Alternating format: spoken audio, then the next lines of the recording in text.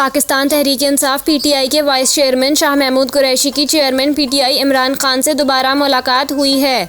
ज़राए के मुताबिक मुलाकात में सियासी सूरत हाल और जेलों में कैद कारकुनों की रिहाई के लिए इक़दामात पर तबादला ख्याल किया गया।